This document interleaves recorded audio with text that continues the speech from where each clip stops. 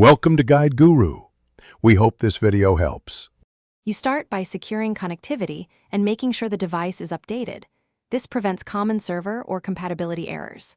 Once done, sign out of iCloud in Settings and restart the device to clear cached account states. Then go straight to Settings, sign in, create Apple ID, and follow the prompts. Use a valid, unused email and strong password.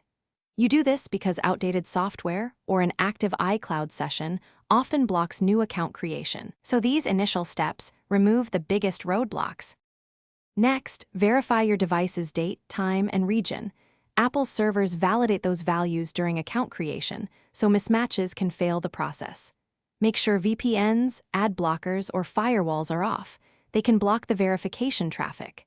If settings still won't create the ID, attempt account creation at Apple.com or on another Apple device to isolate device versus account problems. Also try a different email address to rule out prior use or domain restrictions, because server responses will differ with each test. To finish, complete email and phone verification promptly. If codes don't arrive, check spam and carrier SMS delivery. Add a payment method only when required, otherwise skip to avoid card validation blocks. After submission, sign back into Settings to confirm the new Apple ID across services.